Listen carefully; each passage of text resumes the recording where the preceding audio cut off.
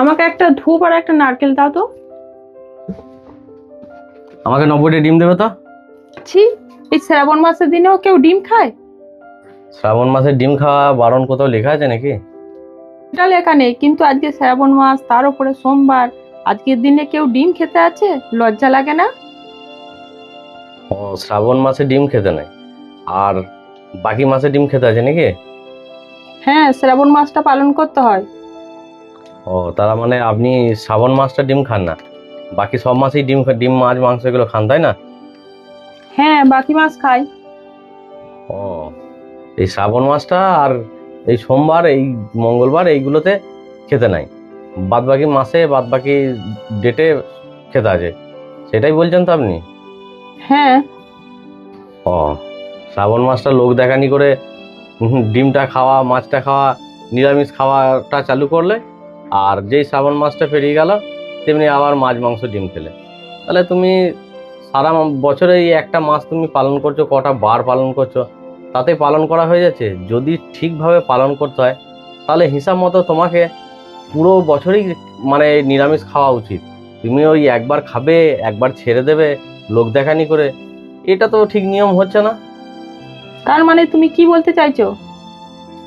আগে কারোর বিষয়ে জানবেন, তারপরে কথা বলবেন, ঠিক আছে? আমি সারা বছর আমি কোনোদিনই মাছ মাংস ডিম এগুলো খাই না, এগুলো খাওয়া আমার কাছে পাপ।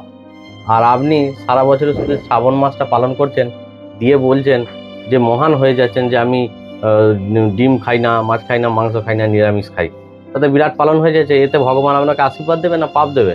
আর শ্রাবণ মাসটা কি জন্য করে আপনি জানেন? শ্রাবণ মাসটা সারা মাস আপনি মানে নিরামিষ পালন করছেন এই জন্যই যে যাতে সারা মাসটা পালন করতে করতে আপনার অভ্যাসটা এমন জায়গাতেই পৌঁছায় যাতে আপনি সেইগুলো খেতে গিয়ে আবার আপনার ঘৃণা লাগে, আপনি খেতে না পারেন। আপনাকে একটা সুযোগ দেওয়া হয়, শ্রাবণ মাস মানে আপনাকে একটা সুযোগ দেওয়া হয় যে যাতে আপনি আমিষ থেকে নিরামিষাশী হয়ে যান। আর ওই শুধু শ্রাবণ মাসটা পালন করে তারপরে আপনি বিচার করবেন? হ্যাঁ, আগে নিজের বিচারটা করুন, তারপরে অন্যের বিচারটা করবেন। এই নাও তোমার ডিমটা। হ্যাঁ, ঠিক আছে।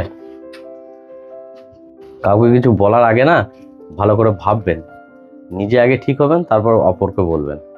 নিজেই মানে আমিষগুলো খেয়ে যাচ্ছেন আর লোককে নিরামিষ হওয়ার বুদ্ধি দিচ্ছেন। পারলে শুধরে যান, ভগবান এটা সুযোগ দেয় আর সবাইকে শুধরান। নিরামিষ খান, তখন বলবেন যে হ্যাঁ আমি নিরামিষ খাই, আমি পালন করি, মানবে লোকে। আর ওই একটা মাস আর কটা বার পালন করে নিজেকে মহান মনে করবেন না, ঠিক আছে?